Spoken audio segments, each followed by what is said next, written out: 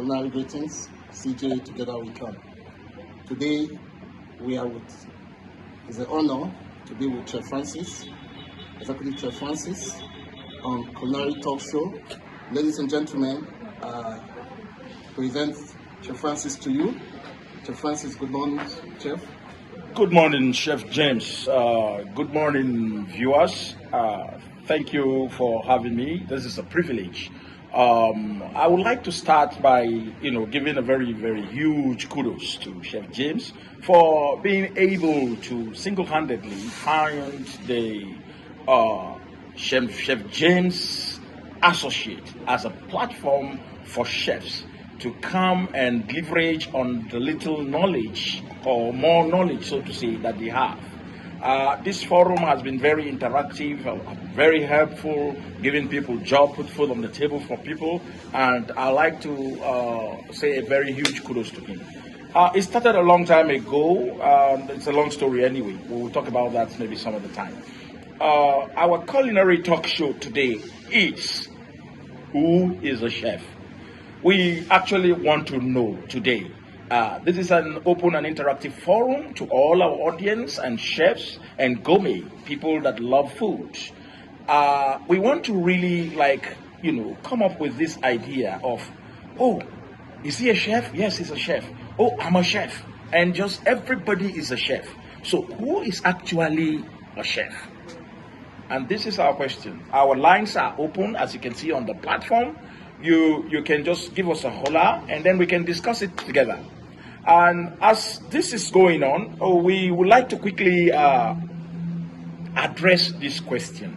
Let's take it strategically, one after the other. That's step by step. A chef is a French word meaning like a master, a professional rather, so to say, on a field, a skill. When a typical Frenchman addresses you as a chef, is literally saying that you know your onions in what you are doing. Like you go to the mechanical shop in the Francophone country, the head of the mechanic is called a chef. So literally, the culinary world has coined that and found it suitable to be used for someone who is a professional in cooking. However, a cook and a chef is the same way. Pari passu, they go hand in hand. We differentiate this only in terms of professionalism.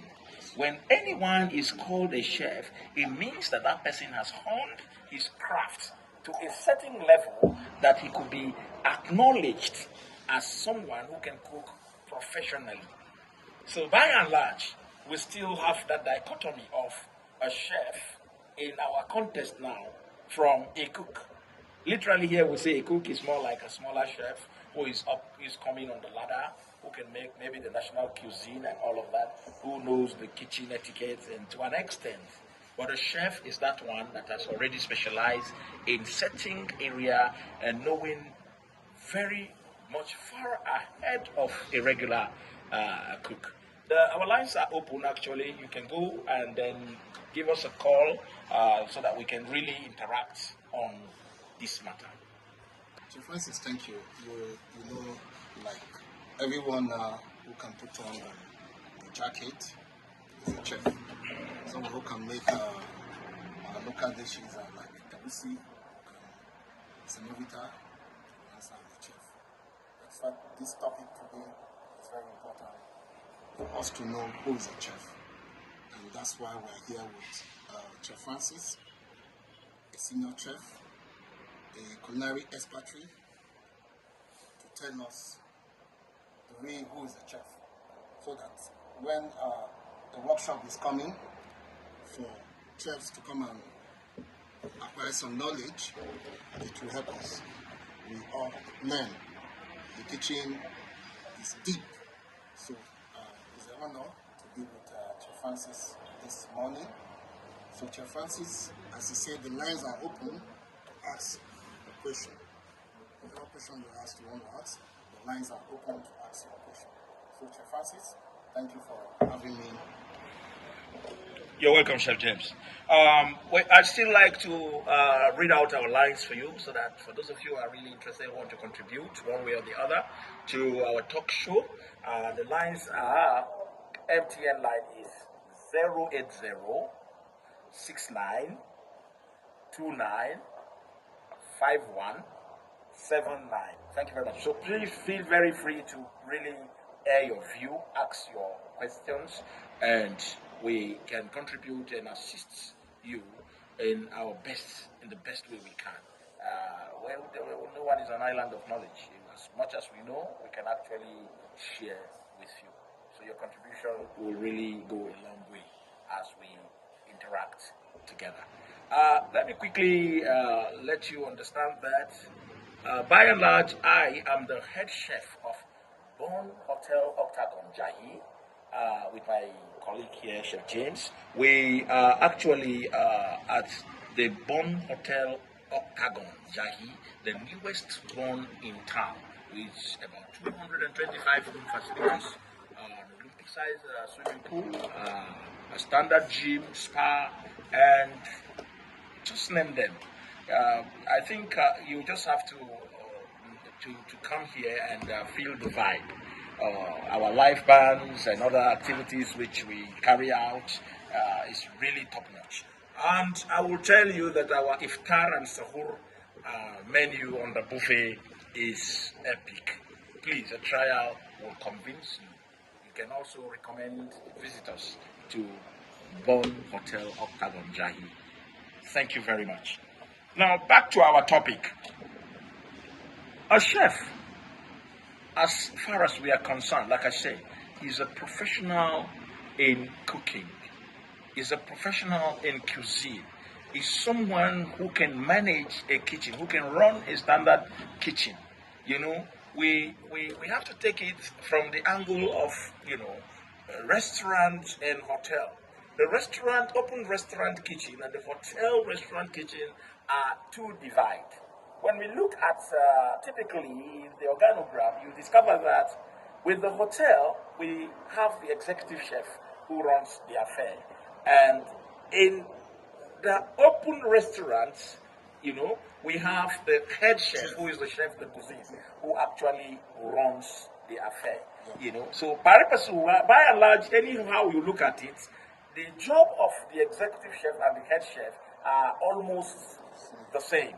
You understand? And depending on the size of the facilities, there are places you go to, you don't really get the executive chef or the head chef who runs over the affairs of the kitchen. Now, the duty of the head chef or the executive chef is more administrative in nature, forecasting, costing, doing the menu engineering, rota, that's the staff roster and delegation and training, all of that. The head chef or executive chef is more of an administrator. He runs the affair of the kitchen. He doesn't get panic when the embroidery is really tough. When the kitchen gets tough, it gets stable, gets more stable. You understand? Unlike the other line chefs, the head chef, the executive chef, the head chef are, like I said, almost running the same affair. But the head chef seems to be more connected to the line of action than the executive chef in most cases. The head chef sometimes even will have to cook. Now, the next person in line in this order of organogram is the executive sous chef in some cases. Yes, sir. In other cases, we don't even have the executive sous chef. Yes. They're deputized directly by a sous chef. Yes. Now, depending on the size, like I said, the executive sous chef now manages the line. Yes, sir. It takes care of the line with the lines, the pâtés and the rest of them, and ensure that every food coming out of the kitchen is on point. Yes, sir. Now, this position is partly administrative and partly operational because they always tag along with the normal, the CDPs and the rest of them. Next in line, we have the sous chef. The sous chef, who is more like directly in charge of the line, is a hands-on chef in most cases. He works hand in hand with the the pâtés, and he works. He tried to correct on the spot. He take them on recipes, and he looks at the recipe card and ensure it's followed correctly, and he makes one or two corrections here and there, and ensuring that the food gets out appropriately, timely, and on point. Now, from the position of a sous chef, it goes down to the position of a CDP, who is the chef de partie. Now, the chef de partie, in order of hierarchy, we actually have like the senior chef de partie, who is more honed in his profession than the regular chef de partie. And a chef de partie means a sectional chef who is in charge of a particular section. It could be doing the grills, it could be with the sauces, it could be with the salad, and so on and so forth, as the kitchen is organized. So all the departees are actually working hand in hand to ensure the support of the sous chef that every part of the meals comes out appropriately and nicely. Now we move downstream to the demi chefs. From the departee, you fall back to the demi chefs. The demi chefs are more like, they are still trying to learn on the job. They are not so strong, but they are still there, and they are really supporting with the mise en place and other prepping. Down till the commis. Now we have the commis, which is the last level of the chefing. The commis, the smallest commis, the least of all the commis, is the commis 3. From the commis 3, from an apprentice, from the commis 3, of course you have moved from an apprentice in that case. Commis 3, then you move to commis 2, then you move to commis 1, then you get to the demi chef. And this is the order or the organogram of what we call the kitchen brigade. And this is more like an organized pattern of work system that makes the kitchen to move seamlessly. With all of this in place, you discover that all the jobs, all the tasks in the kitchen are being carried out, collectively by these divisions in the kitchen. I believe with this little explanation of how the kitchen is organized with staffing and all of that, you will understand that the chef job is an organized system of work that you can actually say that if you are not a professional, it will not really fly well. So it's more than one just coming up to parade himself or herself that I am a chef. It is not just that. There are more to that. Okay. Thank you, Chef Francis, for this analysis. And viewers who are watching us, the lines are open. You're calling from outside Nigeria. The code is +234. You can call and ask your question. Another code here, I want to say thank you to Chef Francis, and I also want to say some of the services we render in CJA. In CJA, you want to hire a chef? Chef is not the cleaner of the house, but the chef job actually has a slogan. Yeah, we have this slogan that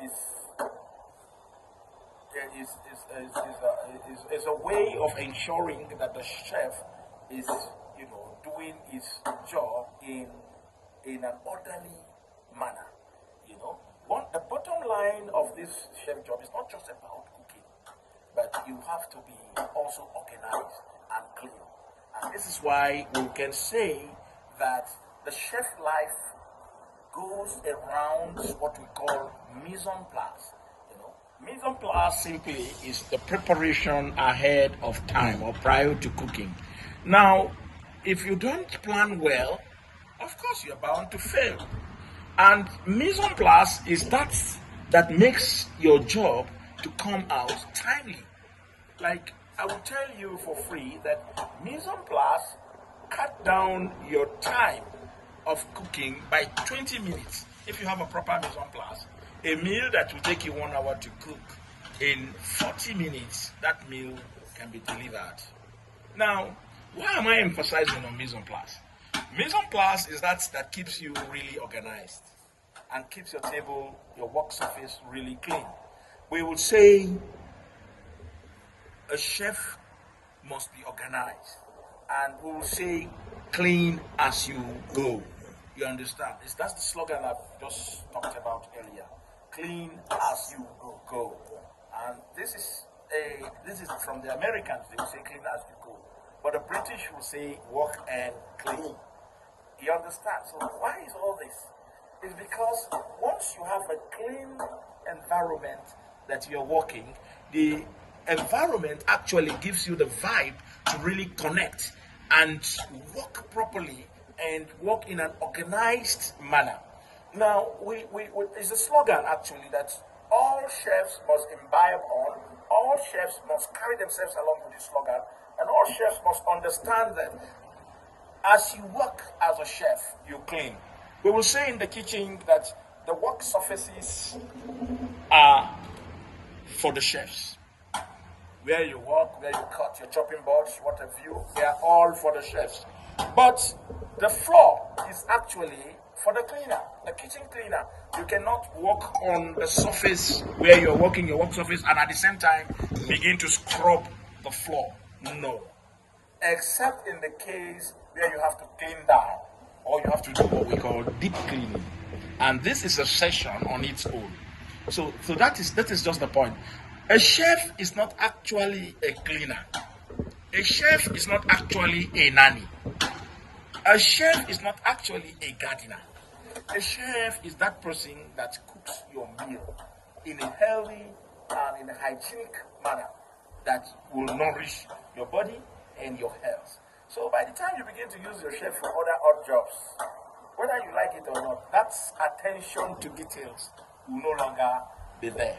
You understand? So professionally speaking, a chef should be left alone with his professionalism, with his cooking, which is his primary assignment.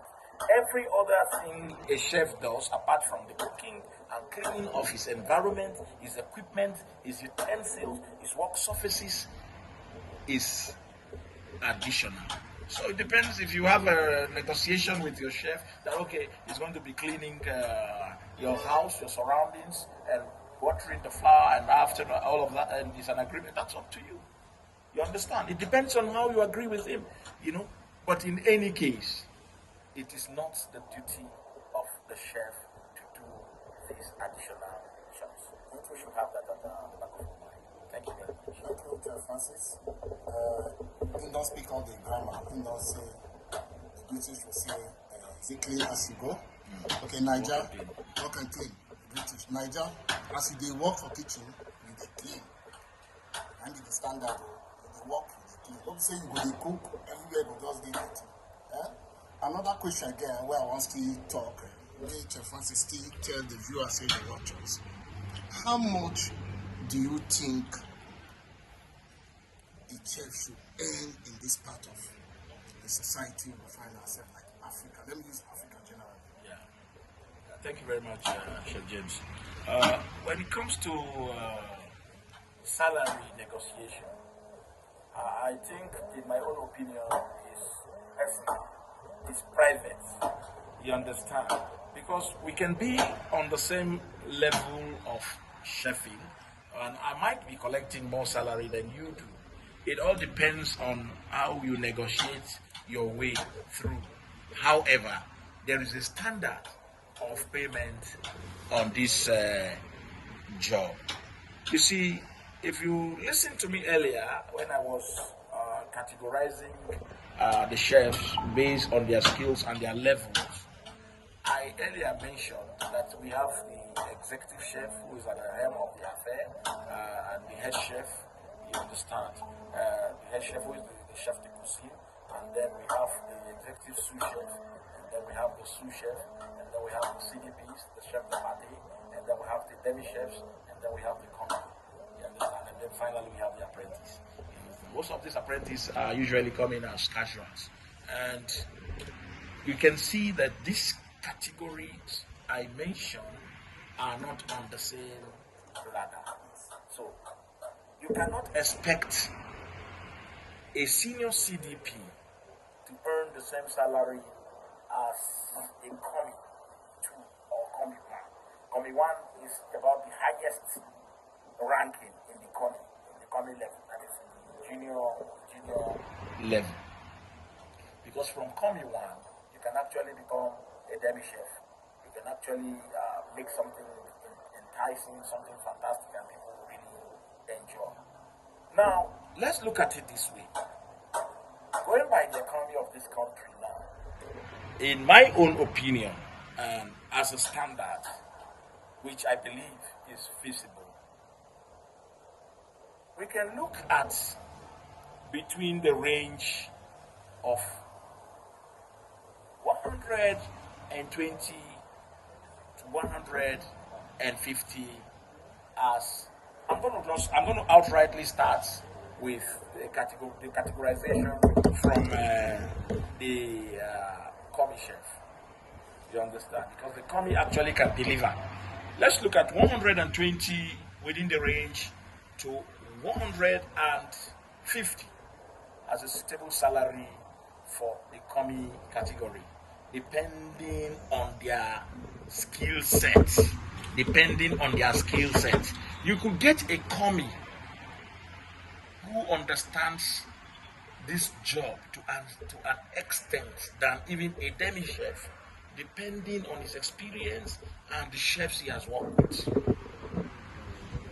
However, if we are categorizing, let's look at the standard of Commie to be within the range of 120 to 150. And then let's classify demi chef to be within 150 to 180. Because most of the people we actually anchor, we send to people's home to work and all of that, depending on their choice and preferences, are within the category of this Commie and demi. They can do more.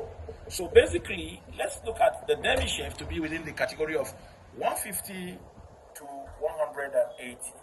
And the CDP, the chef de parties, to be within the category of 180 to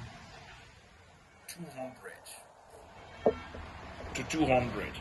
And then like the senior CDPs to be within the category of 200 to 250. I think this to me is never a bad idea or a bad salary for this categorization. And now we can now close this and say, okay, in general, we can say a chef, based on his experience, should be, hired within the range of 120 to 250 to 300,000, depending on his skill set. So for me, I believe most domestic chefs who are within this range should be looking at this salary range for their package. And what I'm saying here is monthly and Nigerian naira, please. Let's not get ourselves mistaken. Per month, not per annum. 250, 300, the highest benchmark. That is, to a point of even 300, you can even be classified as a junior sous chef. Now, let's go more into this. When we say, okay, a sous chef now should be looking at within the range of 250 to, let's say, 350. Now, an executive sous chef should be looking at 300 to 400. Now, a head chef or the chef de cuisine should be looking around 450 to, I would tell you, 600. Or in most cases, depending on their skill set, you can see 700. Now, the executive chef should earn, as far as Nigeria is concerned, in my opinion, from 800 to 1.5 million. So this is my own categorization that I feel is, tentative and is fair.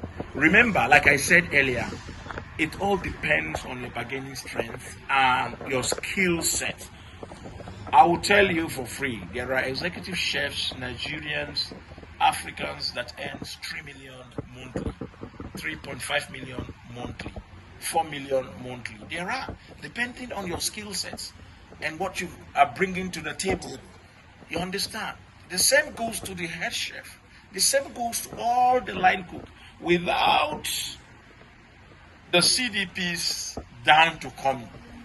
So ideally, I will advise all of us, both junior, senior colleagues, that you must have a skill set and you must have something to back that skill.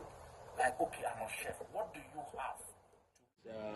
Like I said, to just recap, we just have to look at this, and in summary, the salary for chefs should be something which is negotiable. If you are coming and you are really aiming high, you should be able to bring enough to the table.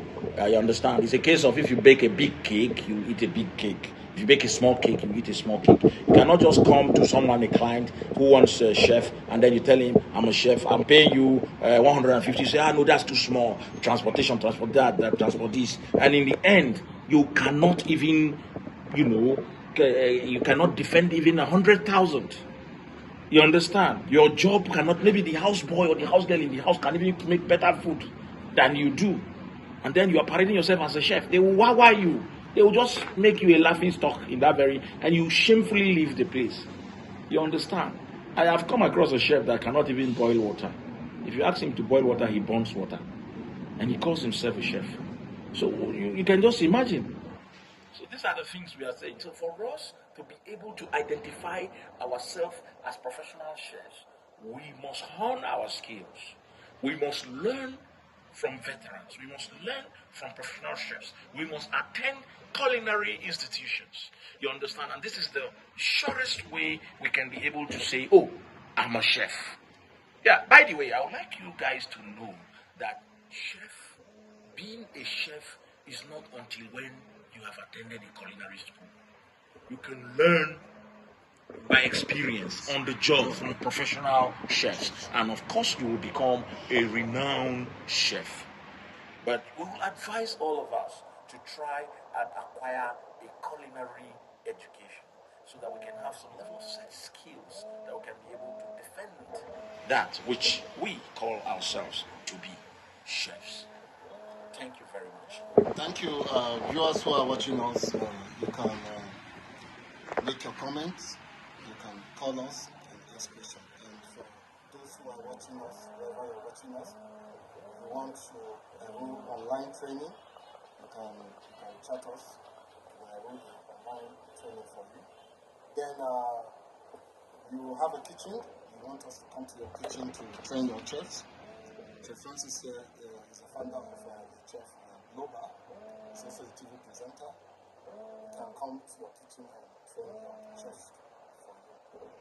And, thank you once again. If you have any question, you can ask questions. And before we round up for today, Chef Francis will give us the culinary tips on food safety. Thank you, Chef Francis. Thank you very much again. Please, before I quickly roll out anything for food safety, I'd like to encourage all of us that the Chef James Associates will be rolling out culinary basic training for chefs, depending on your level. And if you know you are not certified, you don't have any form of chef certification, because I will advise you to enroll. It is just a peanut, it's a stipend.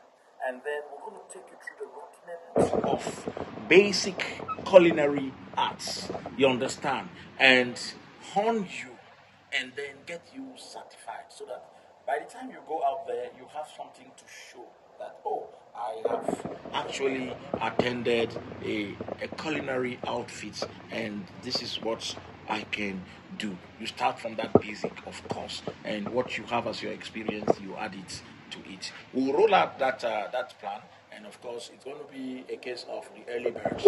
I think it should be something that with about 50,000 you can be able to achieve it, and this is going to be like a crash program that will run for like 2 weeks, and we're equally going to tailor it to your time, and so that we can be able to facilitate it, easily to some of us. This is more like a bonus for some of us who are on the line. We're going to look into that properly, and see how we can really support our junior colleagues, and even for those of us who really still want to add value to their career, and then we will take it up from there. Thank you. So, on food safety and hygiene, this is easy, and this is more like also a basic knowledge that every chef should know. And these are some of part of the things that that is expected of us to know as chefs, to learn. It has become like part and parcel of every chef to understand that the culinary job is more. It has what we call grooming standard, how you should look, hair, clean shave. You understand, and your grooming standard, your jackets, your slip resistance Crocs, and double-breasted jackets if you like, the apron, and working with gloves, minimal direct hand contacts with food. You understand, understanding time and temperature, knowing the danger zone, not to expose your food to certain temperature, cold food to be served cold, hot food to be served hot. These are some of the basic ideas and knowledge that is expected of us as chefs to know. Having certain knowledge, a basic knowledge of hazard analysis and critical control points, literally speaking, it keeps us at par on how we get our food safe from the point of, the original point of where you get the food, either from the farm or wherever, down to the table, down to your stomach, and to keep in all disconnect to ensure that the food is kept safe until consumption. You understand? Literally, that is what HACCP is actually talking about. It has 7 principles, and this 7 principle is something that you will learn step by step. You understand? You know the importance of documentation. You know the critical control points, how to arrest them. You know the contaminants and what have you. So, basically, this is the little we can actually share with you on that. And as we roll out our plans for our training and everything, we shall actually elaborate more on all of this. Thank you very much. Thank you, Chef Francis. CGE, together we come.